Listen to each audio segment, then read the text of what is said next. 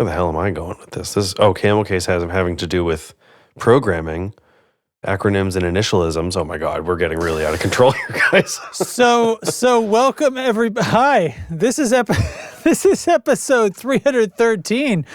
I gotta go to guitar school. I think it's title case. We're looking for title case. That's the one we're looking for. Read? Nope. On this episode of the podcast, we talk about things we shouldn't do. That's what it was.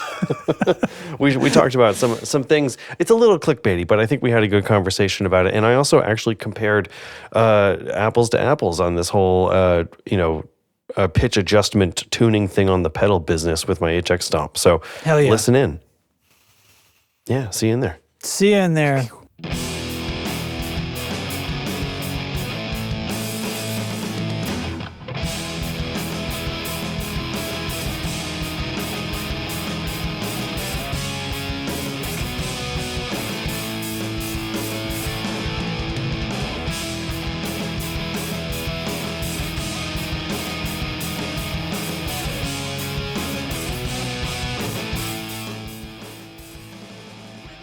Hello. Hello.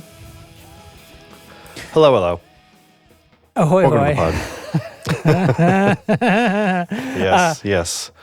Yeah, welcome. Welcome, Derek. Welcome, Justin. What's going on with you? I see you're in t-shirt mode. It's been mostly warm days lately over here. We've been Nice. We were pushing 85 on one of the days a few days ago.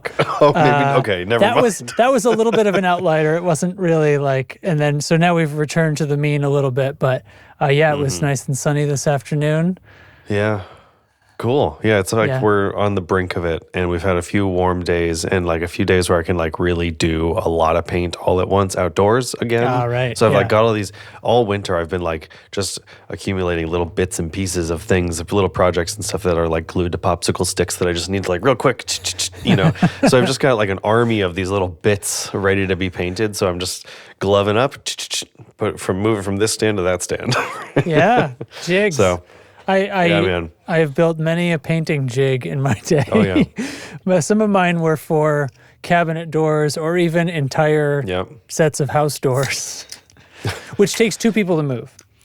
But actually, anyway. I use, I've heard them called painter's pyramids, painter's triangles before. Yep. I use those all the time. Mm-hmm. They're great.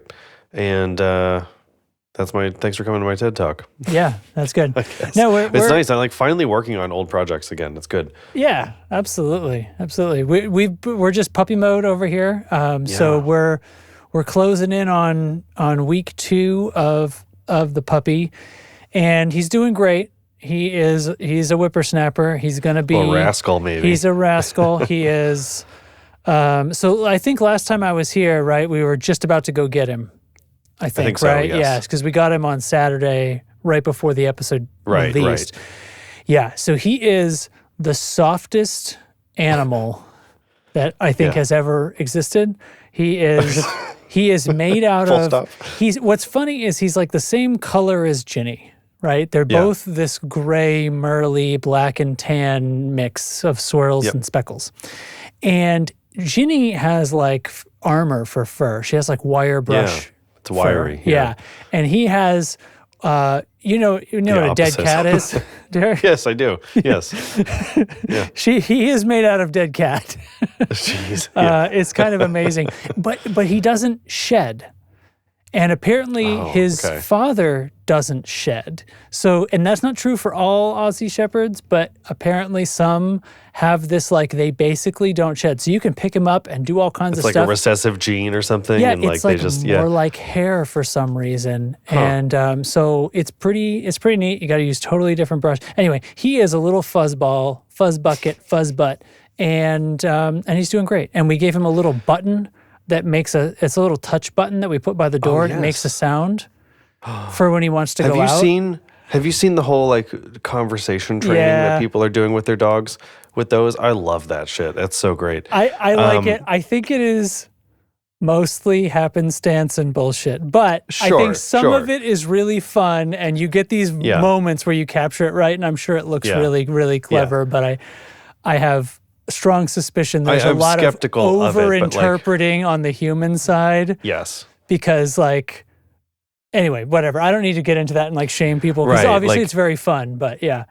Like, does my dog understand the concept of telling another being you love it? Right? Yeah. Like, your dog pushes the button and says, "I love you." Right. Like, okay. See, that's a complex thought for a dog. Yeah. I mean, it's not, but it's like, Right. I don't know. If there was To any articulate animal, if there was any animal, any pet that was going to have that thought, it would be a dog. Oh, it's a dog, You know, yeah. constantly, all day long, incessantly. However, if I have a button that says "I love you" and my dog pushes it, how do I react to that? Right. Oh. Now, obviously, that trains the fuck out of that dog to push the fucking button. So anyway, he has a button. Scritches and when he wants to go out, when he goes outside. So we pushed it, and then after a little while, he started trotting over and pushing it himself, and now it's like, what Hell are we yeah. like? We're not quite 2 weeks, and he's like almost 10 weeks old, and this guy for like 2 days straight now, he'll be playing, wrestling with Ginny, biting jaws onto her, and she's dragging him around the house. They go crazy together, and then he'll stop. He'll break off. He'll whine a little bit, and then he'll run over the door and tap that button and sit in front of Hell that yes. door. Hell And I'm yes. like, I love it. fuck, this little guy, right? I'll It's tell gonna be you. a job dog. Yeah, that's good. Yeah. All I can think of now is how Jack tells me that he has to pee, which is pointing violently at his crotch. That would be fine too. If Phoenix was like, "Wah!" Whatever the signal's gonna be, man. Whoa! Yeah. So anyway, Yeah. man. I have give me a sound. I guess let's dive in. We're just doing it. All right. This is a good diving in bump. Hell yeah. Hell yeah, Excellence. brother. Bruh. Okay, so what happened? I sold the Nano Cortex. I talked about this in riddance, Discord a little you bit. piece of yeah, shit. No. I talked about this in Discord a little bit. Sold it. Did the whole Sweetwater gift card thing, perfect. The plan worked, great. Yeah. So, order the Quad Cortex Mini. Says on the website, we've begun shipping. Sweetwater, we've begun shipping. Great. I order it, get a phone call from my rep, and he says, thanks for the order. Explains to me that they are quite back ordered. Mm-hmm. And they're looking at April, May, and even extending into June. We have And I'm no like- fucking idea is what that means. Yeah, and I'm like, oh, so the thing on the Sweetwater tells you when something's out of stock, right? On the Yeah. website, it says notify me, or just any Yeah. you can't buy this right now. And this one had a tag that said we've begun shipping. Right, Well, I'm sure that's new true. item. We are shipping. Yes, okay, awesome. And I thought that meant, Yeah. and with add to cart, it let me do the transaction. I thought that meant they'd have inventory, which may be shame on me, but I don't know. I think you're right. In a world of I see stuff out of stock on there all the time. I Yeah. kind of figured. It's on them. Yeah, that's on them. They can have a system that knows. Oh man, Mm-hmm. if you got unit 101 and they had 100 of them, then your guy calls you. Oh man, but if when the system has orders coming in that are two times their, you know what I mean, they can update that. Yeah. And so he's telling me he'll check in every couple of weeks. He mentioned I think at least in the U.S., Sweetwater's the exclusive dealer right now for the Quad Cortex Mini. Wow. It says on the page only at Sweetwater. And So they didn't he build said- up a shitload of stock before they started sending them either. Then I don't know. So he said oh, we have a ton of orders. We have a great relationship with them. We get early deliveries. Da, da, da, da, da. He's trying to reassure me that it hopefully won't be until June. That would kind of suck. Yeah. I mean, it's not the end of the world, but I don't know. So I pulled out the HX Stomp again and went to band practice last night. Yep. And gave it the old college try of this they call it poly capo. And we're back to. I thought you were yeah. going to tell me line 6 Sorry. fucking sucks now. Everybody update. Oh, well, I mean, so I built a new sound for this gig. We have a gig in Portland in a few weeks, and we just had this one rehearsal to touch up a few like tech bits with our rig and just kind of run the abbreviated set. Yeah. And so I had this not new, but like an older version of my pedal board with just less stuff on it, and HX Stomp and a couple other things. Really, that's it. And built a new sound using again the same kind of Mesa dual rec setup with a boost and stuff. It sounds awesome. I'm using the same cab I would use on Helix things, and that helps it feel really familiar to me. And it's just really still sounds so good. So anyway, I throw on the Poly Capo they call it, block, and that is the Line 6 Helix version or the HX Stomp version of this like transpose block. Okay. So you can pitch it up or you can pitch it down. It works in semitone increments, just like the other one. And it has this like extra fast to extra accurate range. Yeah. And you can dial it, extra fast, medium, accurate, extra accurate, whatever the range thing, is. whatever it is. Yeah. And so I set it to extra fast after kind of fiddling with it at home here for 15 minutes. I was like, I think fast is going to be what I want. Because a lot of this, it's another emo night set. So a lot of this is like power chordy, kind of, there's riffs and solos and stuff, but it's a lot of pretty basic 4/4 chords. It's not particularly robust or complex guitar playing all the time. So meaning the hardware doesn't really need to keep up that much. So maybe extra fast will be okay. So we run the set and I turn it on for the songs that we need it for, and it is decidedly so different.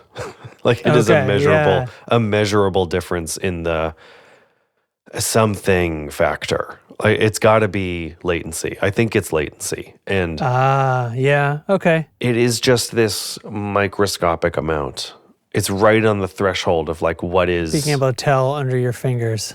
Yeah, and I said this in Discord today. I think it's that, or the tracking is just also maybe not quite 100%. So I get my senses confused. Like which is it that I'm experiencing a problem with? My physical perception of this, or like the auditory, which one is incorrect, I guess.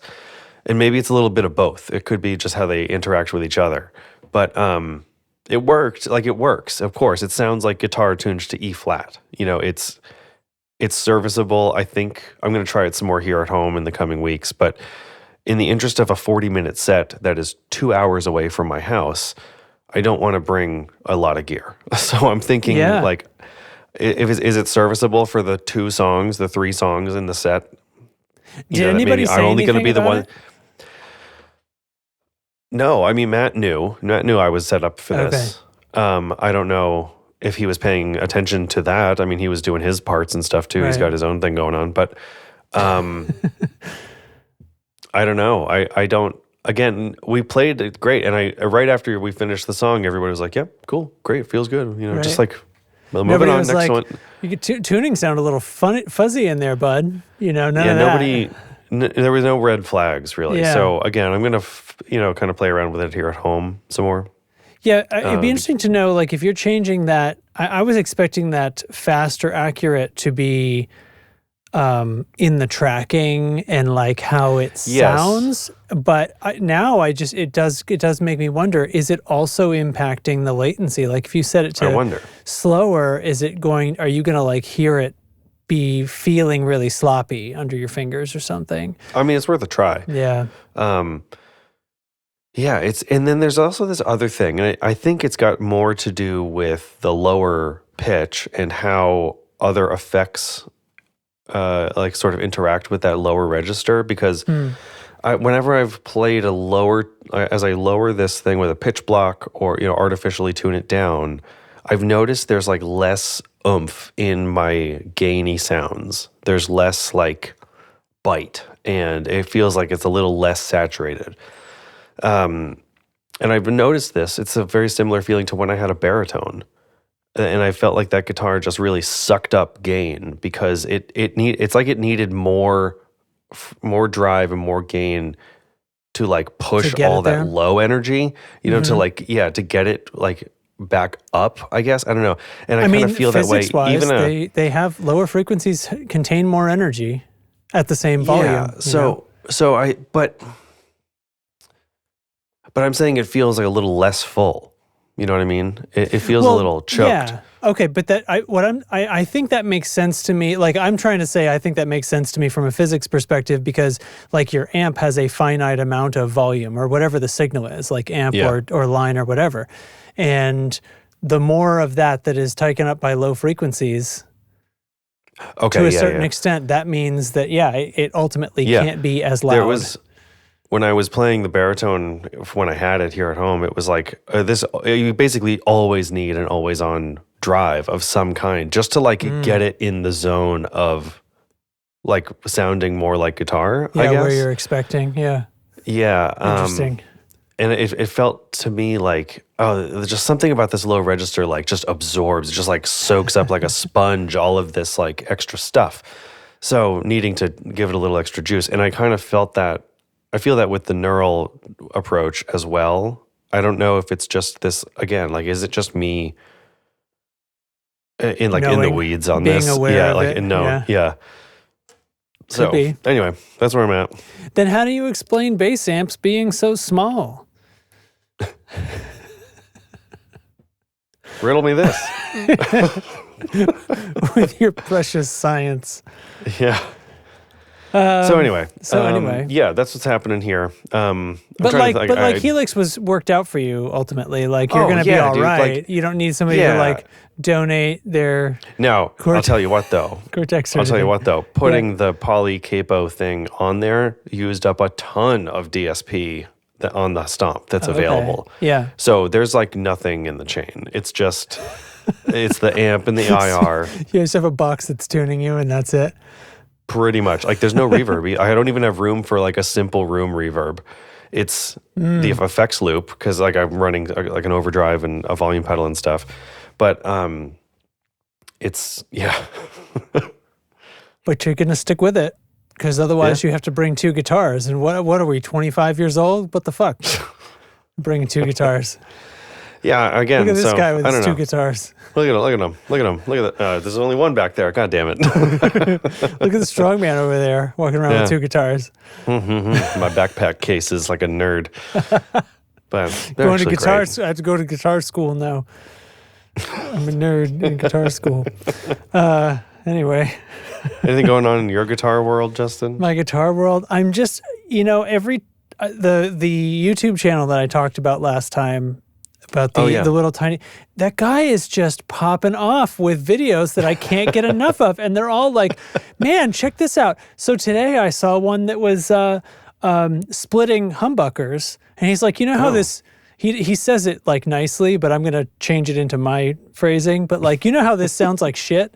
Here's how to not make it sound like shit. Yeah. But then he explains like electrically what's going on, and the videos are so tight, man. They don't look like jump cuts, but he wastes no seconds. You're not watching a half an hour thing. You're like down to it. He draws a diagram, and then you're moving on. And here, just put this together. And I built this 5-way switcher on my guitar, and I'm just going to show you with a bunch of. So basically, he throws a capacitor instead of just running the wire that connects the two things. Instead of switching it to ground, essentially deleting the other half of the other coil, he runs a capacitor to ground. So now the capacitor is in, and he explains electrically, that means the capacitor is now in parallel with the second coil. So what you're doing is shunting it to ground so that it's a lot quieter, but also EQing it heavily. And depending on the value of that capacitor, you are revoicing it. You're changing, there's like a hump in the frequency response of every pickup. You're dramatically shifting where that is. So depending on the thing, you're basically like, that second coil isn't disconnected. Now it's just bleeding in a little extra low end and otherwise not contributing, depending on the value. Or like, and when he gets it up to like the higher values, like 4,700 microfarads or something, it's like, it's almost fully back in the signal, but we've sort of shifted it. And now you have this almost harpy. And so he gets a bunch of different, like very legitimate single coil tones out of this normal humbucker that he's just put this switch in. And he installs a rotary switch, like a 5-way rotary switch in the guitar, so we can have all these different sounds on tap. just by rotating the knob. Yeah, like the Gibson did that with the BB King Lucille model. I forget what it's called. Cool. No, what's it called? Fuck. I don't know. I can't remember. But there's a rotary thing right on the front of that guitar for the same type of thing. With I don't know what the values are. It's kind of all over the place from what I can tell. But this is like Rotterdam. It's not this, is it? Oh no, this is a venue. Oh. I just started typing things and letting Google autocomplete me. Cut all this out, Justin. There's a term. There's like a name on it. I can't remember. Like around the ring, it says something. The guitar named Lucille. Now we're getting his 335 that doesn't have F holes. Yeah.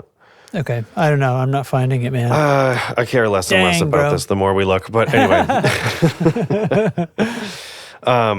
Yeah. So it's not only that you're reducing it to one coil, but you're kind of blending like a blend circuit on a Strat, almost bleeding in the other pickup, but only parts of its like very shaped. Range.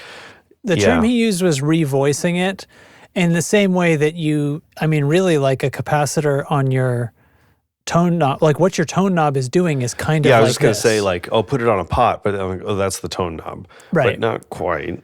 Right. So he had his guitar, like he had a push-pull that was, so it was full in or split.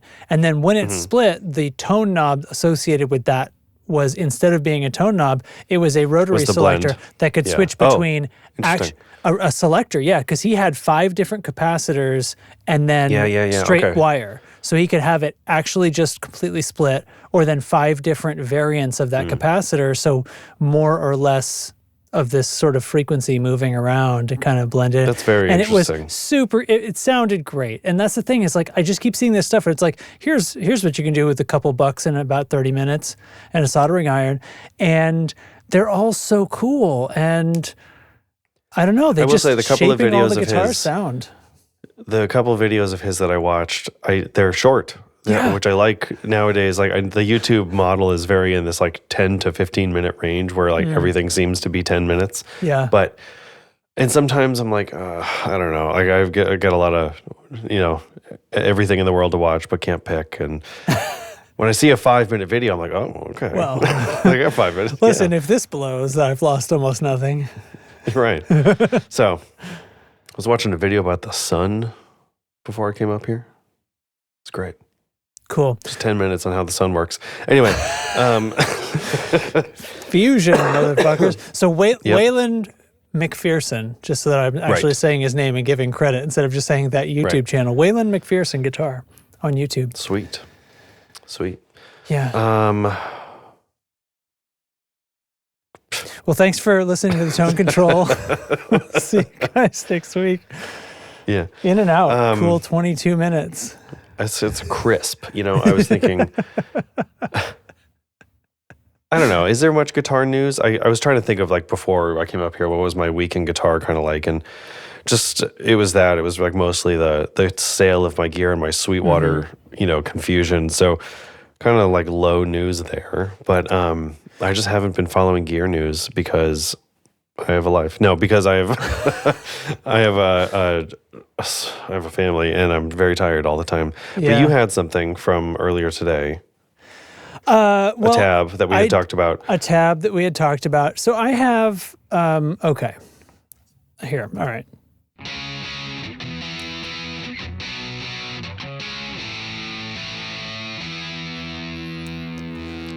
Yeah, yes. I mean, hopefully this blooms into something because I don't know. This is from a publication that's really about like recording and audio production, but there's some overlap, and it always gets me thinking when they come up with something vaguely interesting and thought-provoking. So this is one. It's not really a news thing. It's just a content piece they felt like doing about things we don't do in audio production.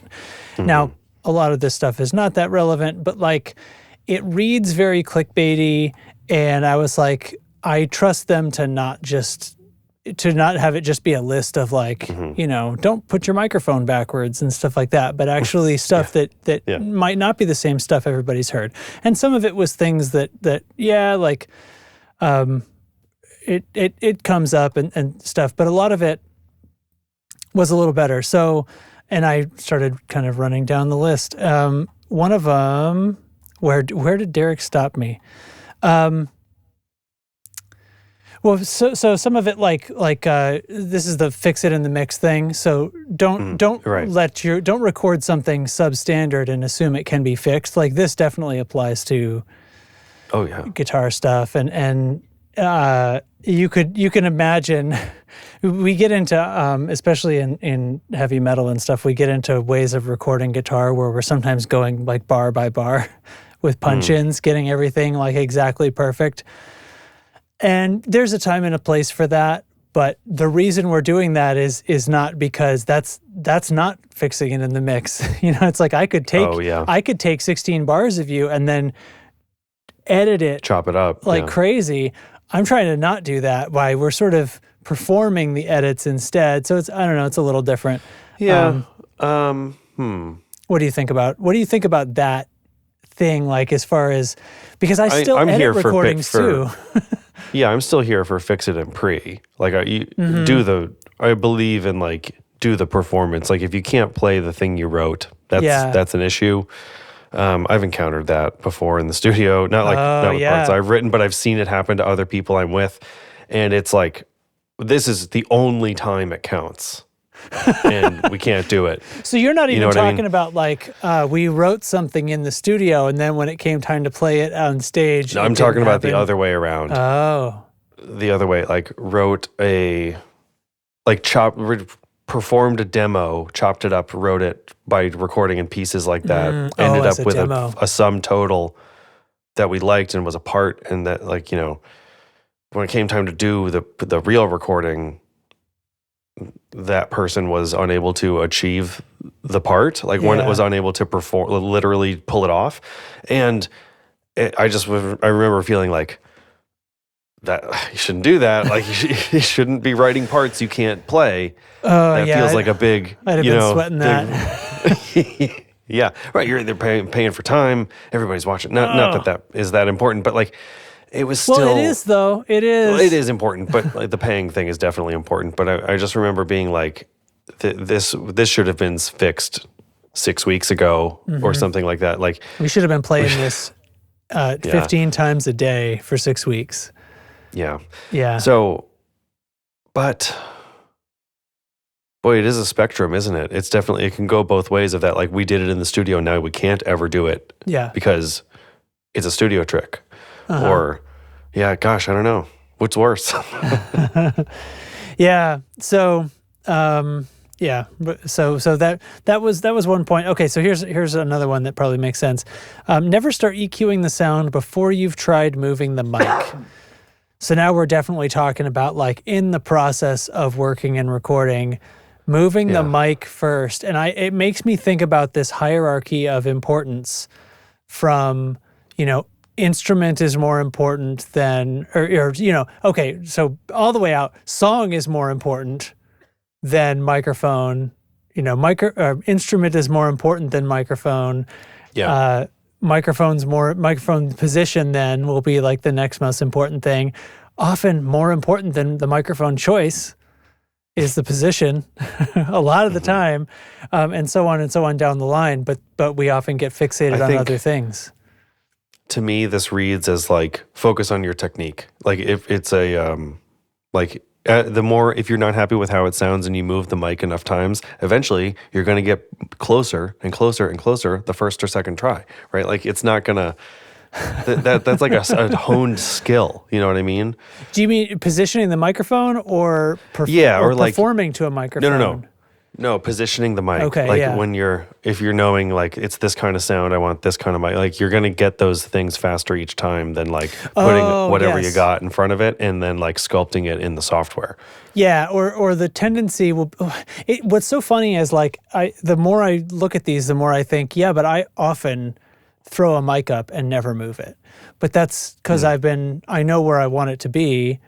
And that's what I'm saying. Most of the time now my microphone lands where I wanted it to be and it's the correct spot. But 20 years ago. Yeah. And still it doesn't always happen. And a few weeks ago I was recording somebody, a harmonium. So this little oh, wow. Cool. keyboard. It's like three or so octaves of a keyboard, and you like pump this thing on the side, right, to pump air through all the reeds while you're playing it. And there was some playing and there was some chanting kind of along with it, and I was going to record it, and it was a real bear. Like, so I'd never recorded this instrument before, so this is a great example of like, well, where the fuck do I put this microphone, right? Really close, and you could really hear all those mechanics get louder of it, back it off, and then I was trying to eventually, I tried having her do her chanting, and it wasn't right. It didn't sound right when she didn't play them at the same time. I was like, well, then we're just doing this Sinatra style, and sat her on the floor, and I kind of just listened to her for a second and then put the microphone right where my head was. So it was like 4 or 5 feet away, kind of up off the floor, and it went in the other room. Yep, well, it's not getting better than that. That's what it sounds like, and that's going to be what it sounds like. So that rules. That was a time when I definitely like moved that shit around, because, and the alternative was like, sure, I could have gotten in there and tried to EQ that first thing I had. There was all this harshness when it was in close, and I'm sure I could have improved it, but moving the mic away and having them just do it again, so much better right away. It's just like I just think it's a little more like first step tool choice, like it's like correct it at the like in that tiered list you were just making of like order of importance, like correct it at the first available one, for whatever problem you're solving for. So applying this to guitar though, like there's so many things that you could make the right or wrong choice for the part.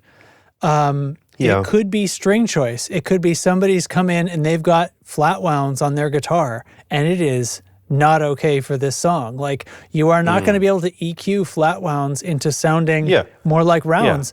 A bass player, pick her fingers.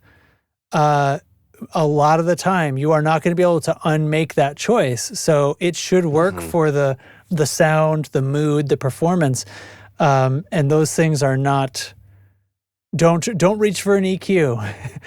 I need more attack on this bass. Don't start turning up 2K or whatever until you've tried it with a pick instead or something, Right. So I'm trying to think too, like thinking about that, like I want a single coil sound but don't have one. We get into like the accessibility of it, I guess, at some point, but I want this sound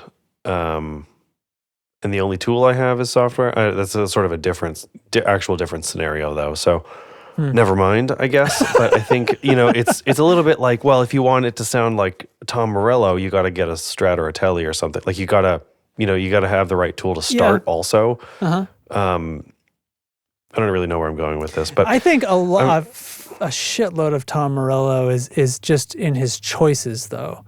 Like, oh, absolutely. If you gave him a Les Paul or something, it's not. You'd know it's him. Yeah, man, it's not. No, you know what I mean, though, that like squashy neck pickup single coil thing, but you only have Les Pauls.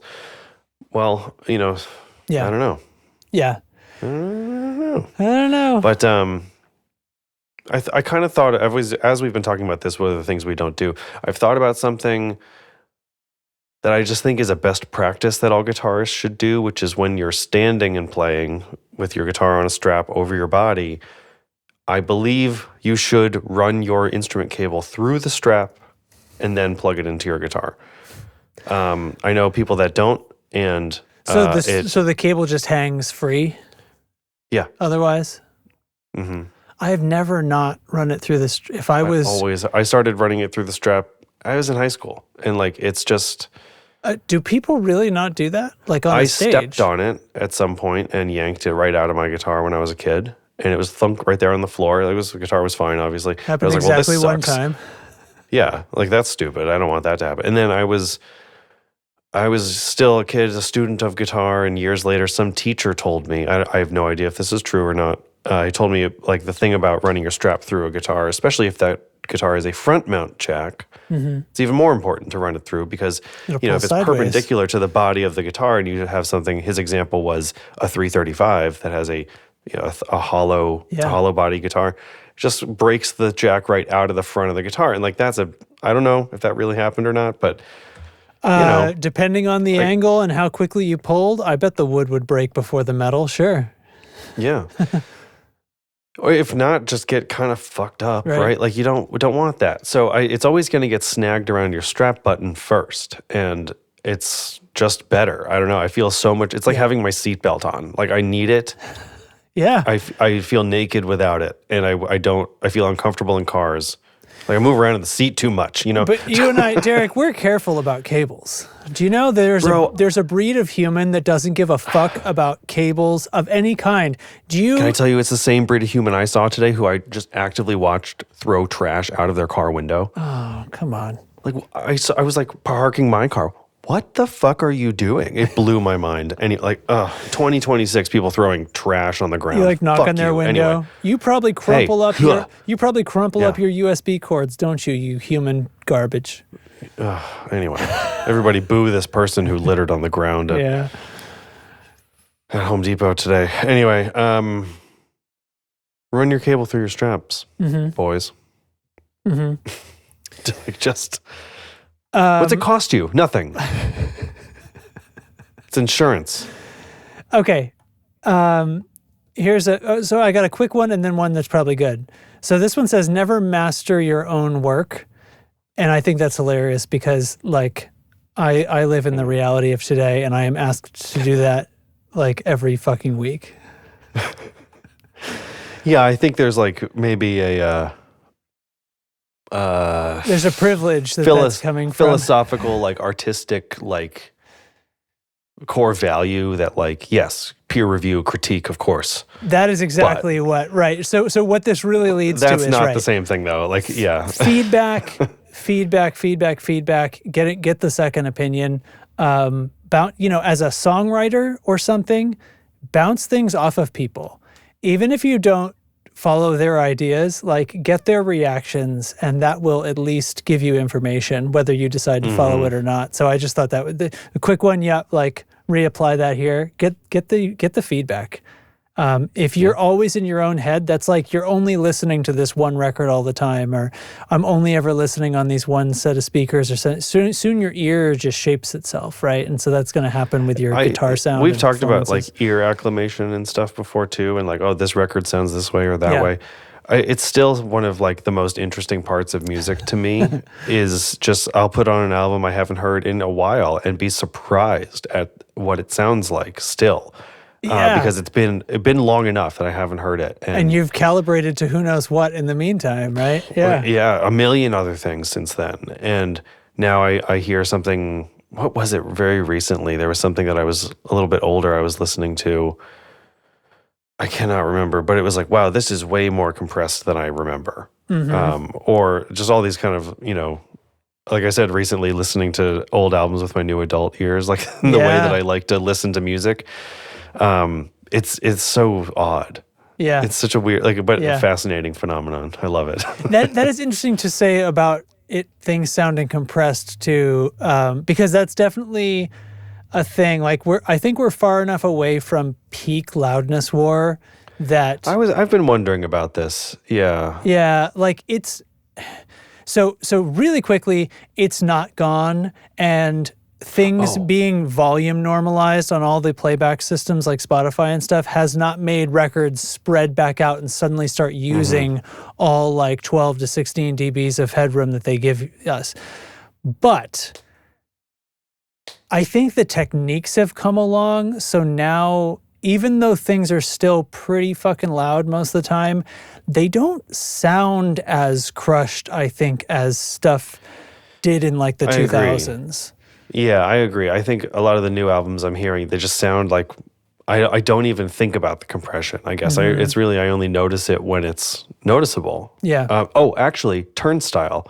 We haven't really talked about this band, but they're blowing up all over the place. With a hard rock band, they just won a Grammy, and I was like, I actually haven't paid much attention to Turnstile, so I listened to the album that their Grammy-winning song is on, which I cannot remember the name of right now, but it is squashed. It is just a sausage of waveform. Like it is dense and like tight, and it feels like a that is the choice for this. Like that's the artistic choice almost. Like now that we've done this like compression loudness battle for so long, we know what it sounds like. We can hear it now, and we've moved away from it in many ways, like you're saying. But now something comes back that is like from that so you think early it sounds crushed? It's not just is crushed. I think it sounds crushed, but I have to. Interesting. Like, don't quote me on that. I guess I have to actually like validate that initial reaction I had. I got to put this on my phone right now. But I was listening to, so when I made this example, like, oh, this is so much more compressed. What I was listening to was not actually the case. I was listening to 100 Million Suns by Snow Patrol, this album that they had in 2008. And I really, really enjoyed that album when it came out, and I saw it in like I saw the album art somewhere and scrolling, and I was like, holy shit, I haven't listened to this in forever. Yeah, and I put it on, and like, oh, I'm right back. It's just right there again.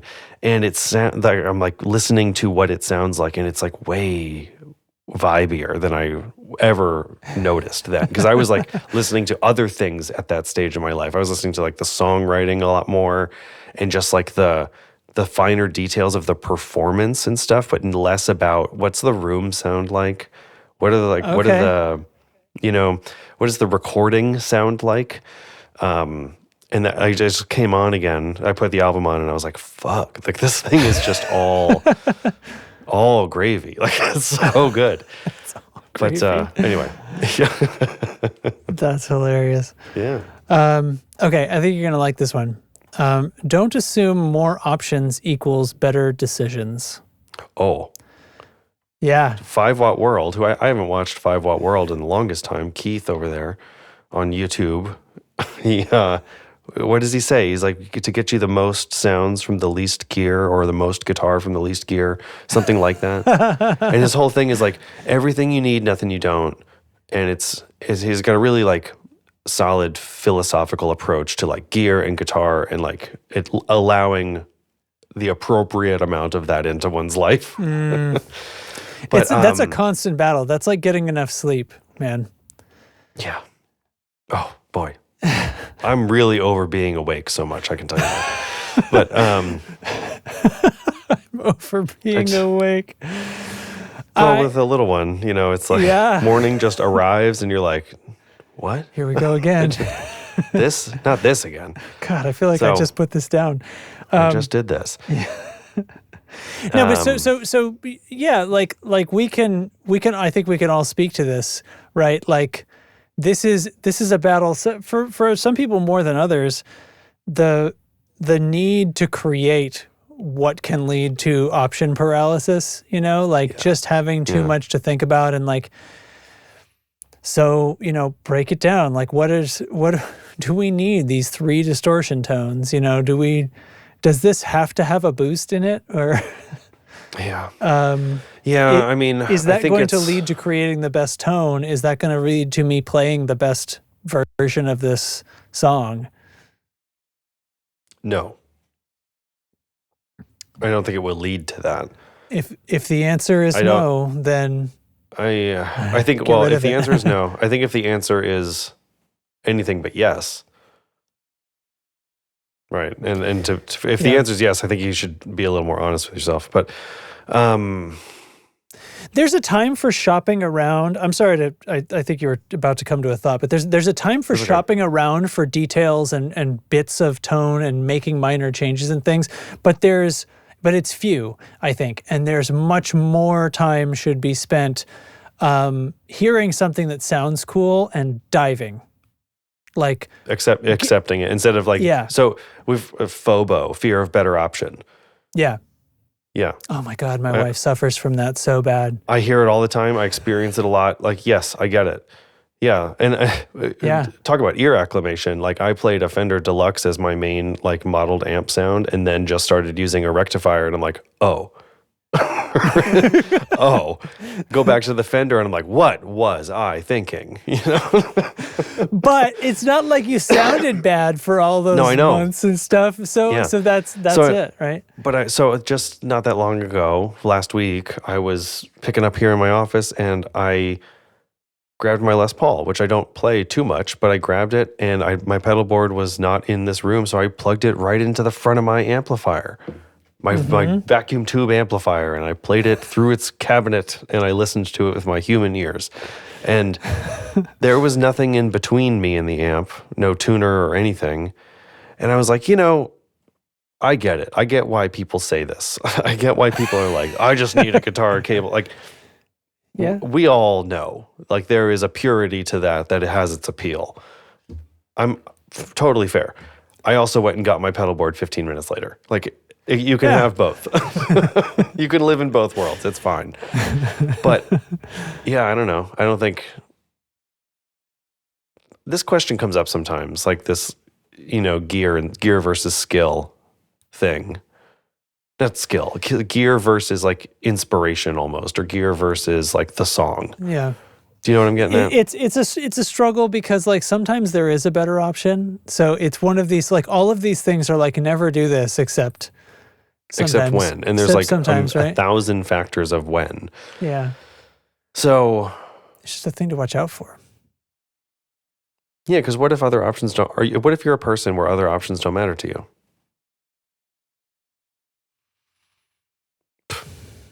Man. Like you're saying, find the one that sounds cool and go for it. Yeah. Twist the knobs a little bit, land on something cool. I think, I don't know, is there a way to create a rule of thumb about this, right? Like how, it's like when you're cooking popcorn, okay, bear with me. Stay with me, everybody. Microwave popcorn. Your microwave probably has a button. If your button on your microwave does popcorn the way you like it, then good. It underpops the shit out of it at our house, and my wife is thrilled because she likes popcorn just as underdone as possible, which drives me crazy. No, that's not fair to her. She just hates it when it's even the slightest whiff of burned. And so if you even look at the concept of burning popcorn, she's like, you fucked up that bag. So anyway, the correct way to cook popcorn, and this is something you didn't expect to learn on this episode of the Tone Control, is you run that shit on high and you listen, and when there are 2 seconds between pops, yeah, we all know this. It. It's on the package. It's Everybody what the box fucking knows that, except my wife, apparently. So anyway, the point is, I don't use those dumb buttons.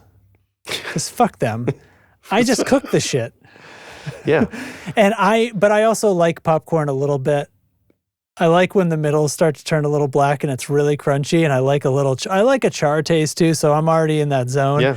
So like anyway, I can't do that very often, and I have, trivia, I have set a bag of popcorn on fire before. I never have. So it was rough because I did not know what to do, and I also when was this? Pulled it out of the micro. I mean, this was a long time ago. Okay, not a few days ago. No, many years ago, decades ago. Okay. And I was going for it because I love my burned popcorn, and then I saw flames. I was like, fuck! And I ran over to the sink and I pulled it open, and there was so much smoke that it went right up my nose. I almost fell over because the smoke, like real fire smoke, that much right in your face, like it really scares the shit out of you. Your body's like, fuck, we're about to die. Like you go blind with panic. It's terrible. So anyway, I haven't spent a lot of time almost asphyxiating myself, obviously. So my poor little brain. Anyway, where the fuck was I going with this? What were we talking about? I've been really trying to hold on to the part that I want got to us create here. a rule like that for when you're searching for the sound in your gear, when you're twiddling, right? Mm-hmm. What's the rule? What is the 2 seconds between pops of that where you can shut the fuck up and play now? That's a good question. That's a good question. Yeah. And that's, unfortunately, it's got to be a sliding scale, right? Because what is, how much, how... Yeah. It's like, what's the rule for normal gear versus what's the rule when there's a Strymon pedal involved? But also, I don't know, I can't tell someone that their pursuit of tone is not important.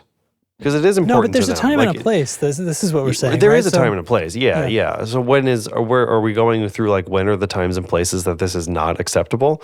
Like in this what not to do thing? Because like you should, I don't know, like probably. I think let's make it about fun and. I think you. Oh, okay. I also so think that you sort of can't know that was the wrong choice until you've jammed it for a second. And I go back to your example. Like I played this amp for ages, and then I switched to a Recto, and I was like, "What the fuck am I doing?" Like, yeah. But you had fun, so yeah, mission accomplished. Both sides. Yeah. I was gonna say like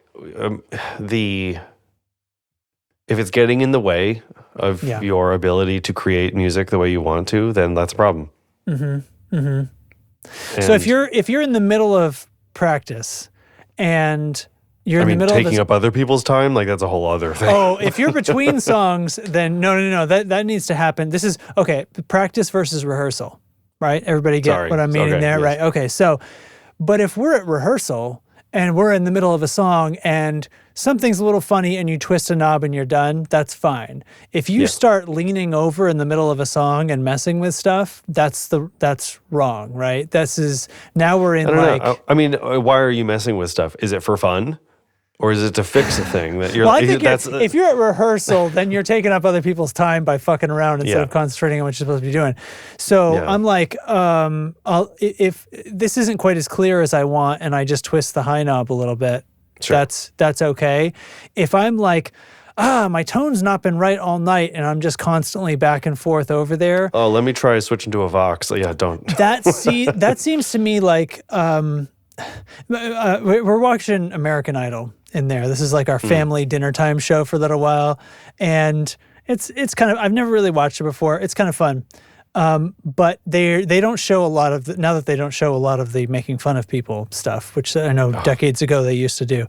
Yeah. So what they do show is just minor little montages of people who aren't up for it kind of thing, and the feedback they're getting nicely and stuff like that.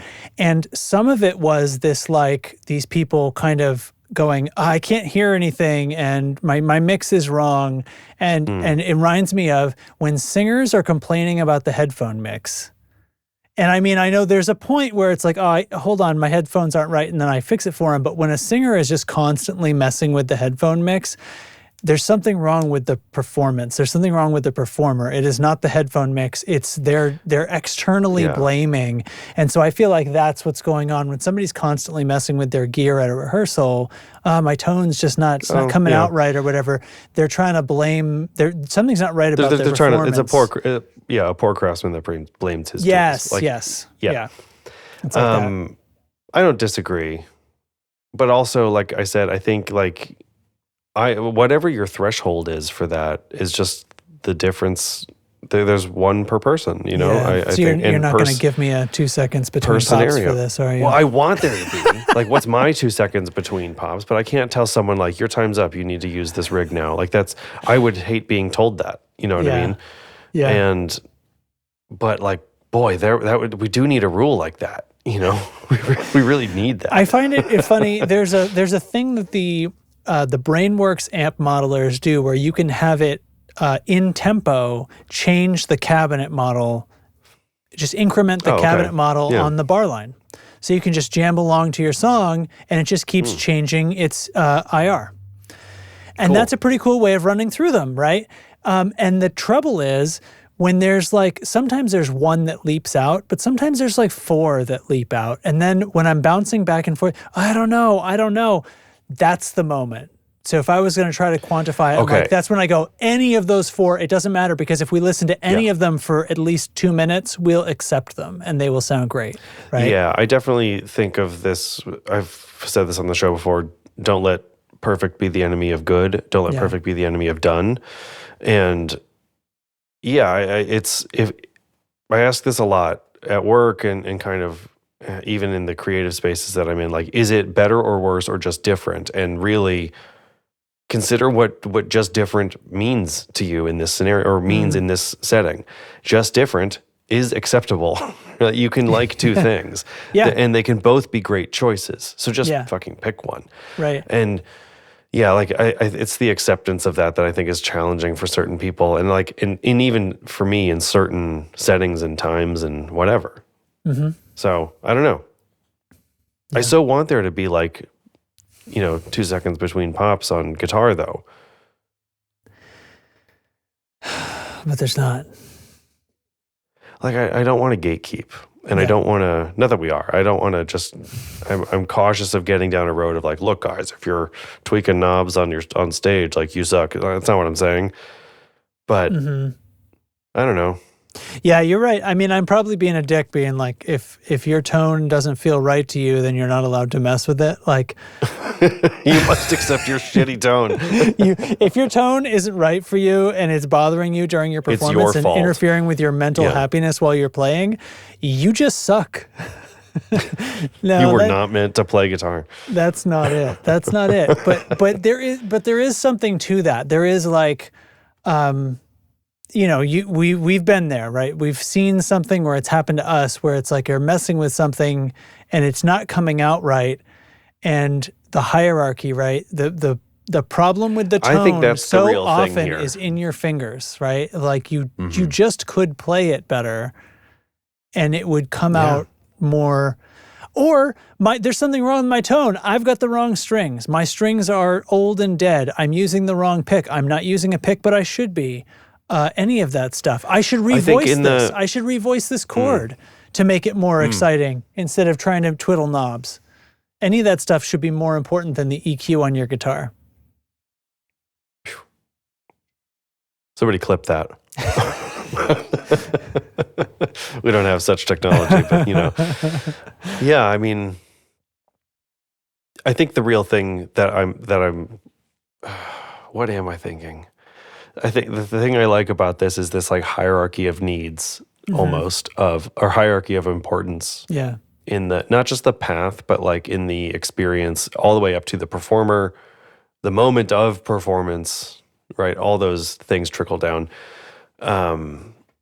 That's a fascinating thing, and like I think a lot of people get hung up on. I just had another thought about the XY problem. Kind of intersects with this a little bit, but. Are you familiar with that one? The I'm XY? not. No. This is a thought experiment thing. So it's like the XY problem is a scenario that occurs primarily in like IT service desks scenarios, where a person will ask questions about a proposed solution to something rather than identifying and talking about their problem. So it's like if I can figure out how to do X, then I could just do. If I can figure out how to do Y, then I can do X. Then I can. That would all I solve need to my do- problem, but they don't right. describe the problem. Right. And so then it gets into like, well, what is you're actually trying to solve something that isn't the problem, right? It's a communication breakdown basically. So I think of that a bit, like when we're talking about like where in the pecking order of this list should you be tinkering? Like, should you be practicing the song, practicing your skill and technique and stuff way up at the top? Or is it like you blew a tube and you need a new amp sound, right? Or what's the difference? So, so there's another one on this list. Don't take mix notes literally. And this is what you just made me think of this, right? Like, turn the guitar solo up or something, right, is the note. But there are so many ways that I might interpret that, right? And so I definitely try to do that. And I always say to people when they're giving me mix notes, like, tell me much more like feeling and emotionally what you want to be different about the song. And you can say like, turn the guitar up. Like that's not, I don't mean like, don't say that, but don't say turn up 3 kilohertz on the guitar, right?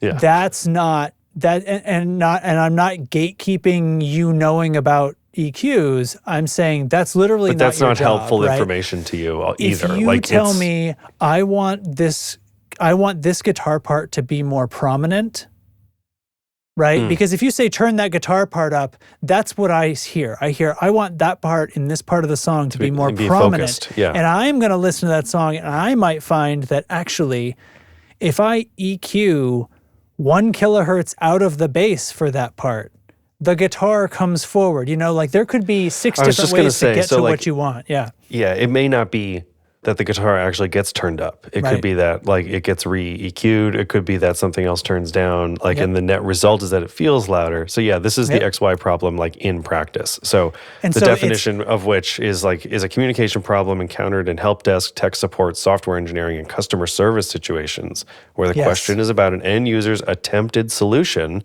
X, rather than the root problem itself, Y. Right. So if I can just figure out X, then I can do Y. Yeah. And I'm sure we've all done this. I know we've all done this. I do it. Everybody, it's a thing. But when you can start getting around that, things get way easier. Yeah. If somebody comes with a problem and you go, okay, hold on. Tell me what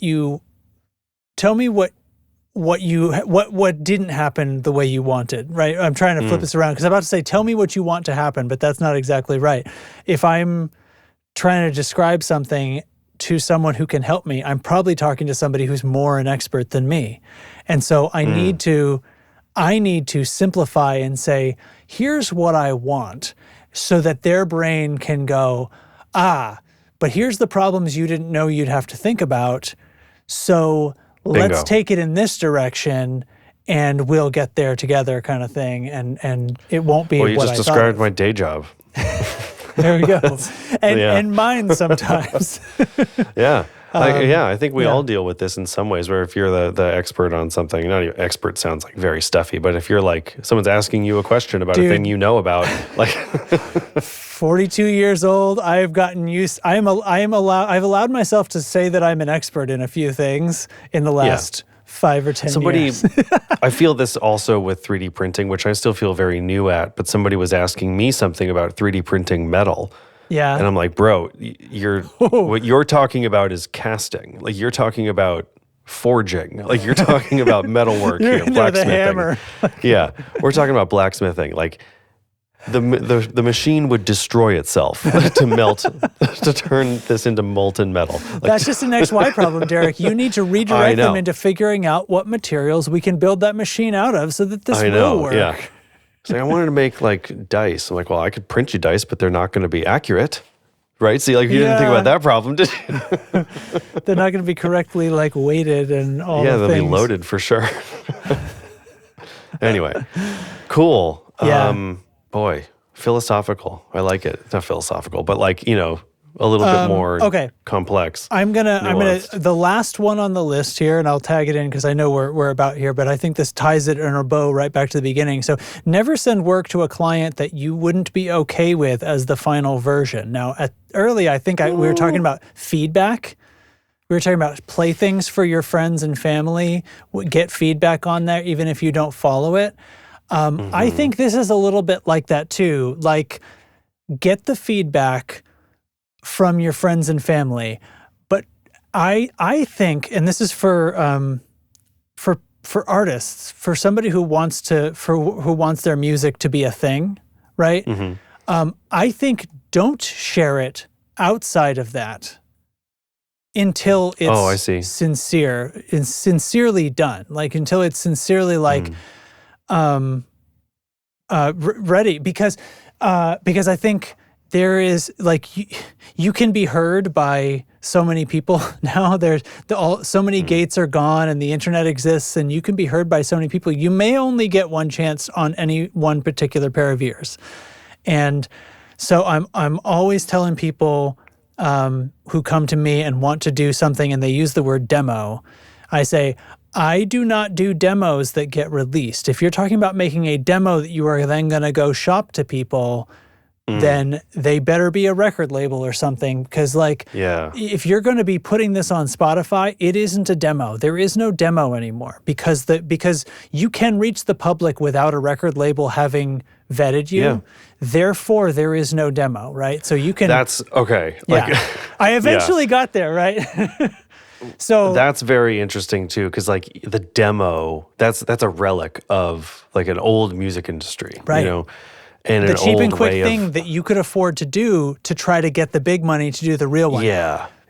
Anybody can make the real one, like depending on techniques and just putting maybe, the cost has come down a lot. And, well, I think it's somewhat I don't know, this kind of is not self-fulfilling, but like it continues because bands put demos out eventually sometimes. You'll see. Once you're famous, then people want to know about the demos, and that's different. But but when you're trying to, if you release something and you're trying to say, hey, this is my new band, or this is my song, this is my art, I want you to like it, and it sounds like it was in a bedroom, but not in a cool way, right? There's always the exception. There's the Phineas thing, right? Like I was gonna say Billie Eilish's records, right? That's fair. Like, but those records didn't sound bad either. They didn't sound like cheap demos. They sound amazing, just because they were made that way.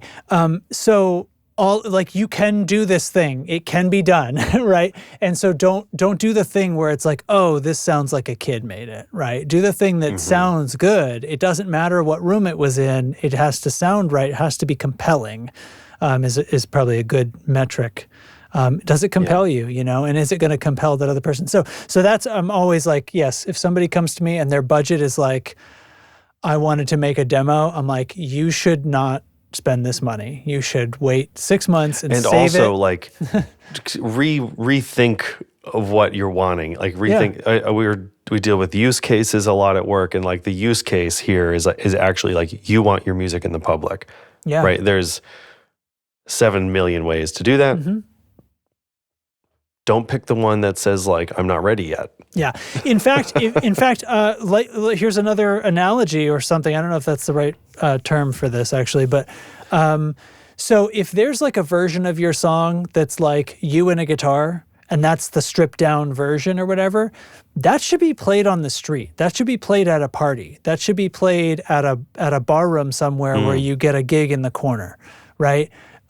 If you put a record out, it doesn't have to be that version. Like, unless that's sincerely what the song is meant to sound like, those can exist. I can walk down the street and hear somebody for the very first time, and their talent can come through in that. But if it's a cheap sounding recording, it better be in some kind of cool Conor Oberst way or something, because it's like, it's got to be compelling, right? Or and then at the end of the day, who gives a shit what I think? Because if the right singer and the right song gets sung into an iPhone and played for the right person, they might still get famous, right? So, but if the general public, just the people who are out there streaming on Spotify, are not the people who are going to be signing you up and building up your career. So the stuff that goes on Spotify, I think about this a lot. Man. Has to be this, right. This like where the thing about like, I haven't paid a lot of attention to the music industry record labels in like a really long time, other than like it's a fun way for me to find artists. I like exploring labels to find new music, but that dream of like we're gonna get a record deal and we're gonna get signed to a label and get an advance and make a record and go on tour, like that hasn't existed since I was like, that was an old model when I was a kid. And people still do that though. I know, it just seems so incredibly even more unlikely now than it did then. Yeah. So I don't know. It's crazy to me, but anyway. Yeah. Anyway. So that's my story. Here's the TLDL didn't listen podcast edition. The TLDL on this is use the gear you like or don't. I don't give a shit. I'm not the cops. Fuck you. Yeah, Justin won't make your record if it sucks.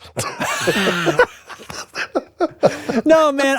Here's the thing. I try. Like people. Here's a recording of me sounding all crappy, and because I've never done this before, I'll work with that. Oh, I'm just going to tell you. I'm just going to tell you right at the stop. Look, we are going to work hard, and it's going to probably be more expensive than if you were a few more years into this and could sing better. But I'm not going to say no. I like that. It's a facilitation of success. Just like I'm going to get you to this goal, this target point. But it might mean we have sessions where we do just vocal practice for an hour. Yeah, I was going to say it might mean we go home. Revisit this. Yeah. So okay. So, all right. See, look at that. It did become something. Fucking not planning, and it keeps not crashing and burning. Somebody stop me. Somebody put a stop to us, please. Jesus Christ. So, Okay. Thing of the week? I got a thing of the week I want to share with everybody. Share with me your thing of the week. Well, it's not that. It's a fucking little bass riff, man. What are you going to do? Wah, wah, wah, wah, wah, wah. So, you guys know I do Star Wars 3D print projects and stuff. And so I just finished this Scout. Oh, look at this piece. I just finished this Scout Trooper helmet. Oh, my God. And I had this idea. I was like kicking around what projects I wanted to do next. And Scout Troopers always look extra super cool and badass with this visor built in. Mm-hmm. But I was like, what if a Scout Trooper survived the Battle of Endor after the Empire fell? Yeah. Right? Took to the forest. And had to camo in. Yeah. Yeah. White armor on the forest moon is not a great look, right? So, I mean, it really worked out poorly for them at the time, too. yeah. So I learned how to do wet leather forming for this. And so inside of this whole thing opens up.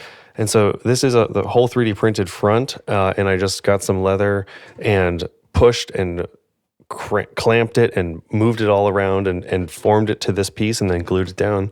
And it came out great. And I'm so thrilled with it.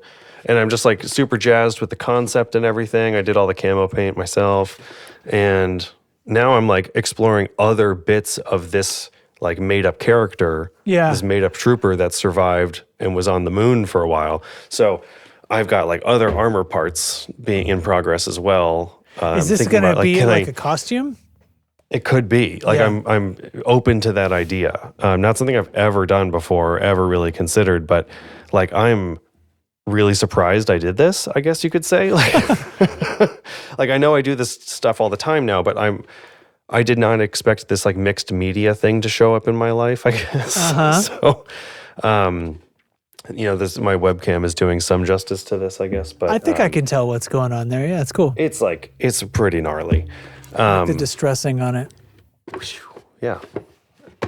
So anyway, that's that. I had such a super clear vision on it, which doesn't really happen for me too much. And I was like, oh, I need to like execute this idea now because I'm just going to like lose steam on it or something. But I was just like really motivated to do it. And it's awesome. I'm like super pleased with it. So actually I'll drop a picture in the chat. You can put it on the screen, maybe see it a little better. I don't know if hold on. Uh-oh. I forgot to, that's all right. No, I can do it quickly. I have to quickly tell it what thing to use here. There we go. It's in general. Okay. Tone control. No, it's going to find the right window. It's in general. And, so yeah, I've built like some matching knee pads and, there we go. Yeah. Spectacular. So I was thinking like, oh man, I could print all this other armor bits, but also like this idea of, well, everything I can print now can be wrapped in leather. Like I've learned this skill, right? Yeah. So what other part of this build could he have replaced with like a leather pauldron or something like? So right. I'm thinking about all these like, oh, this is a very cool concept of like 2 sentences of lore that are very loose, right? It's kind of fun to play around with. So anyway, that's my Scout. Cool. I'm into it. That's awesome, man. Thank you. Thank you for sharing your Scout. Thanks. Do I have a thing of the week? I have a thing that I'm mega late to, and that is I got myself some AirPods that have active noise canceling. I got them used for like $80. These are like, they were like, I got those. The AirPods 4 with active noise canceling are like $180 or something. AirPods Pro 2, I think is what I have. Yeah, baby. It's great, man. I always like that was like way too much for me to spend on wireless headphones, right? But I found this say it was a good deal. They are my daily drivers. They so I attempted to get some that were even a little bit cheaper, and they were counterfeit.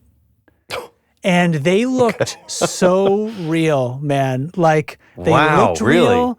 They beeped real. The case did all the right stuff. I opened them up. My phone was like, "There's AirPods here," and it connected to them. It called them Justin's AirPods. I put them in, and they sounded. And they said, "Fuck you." a little. They worked, but they sounded a little dull.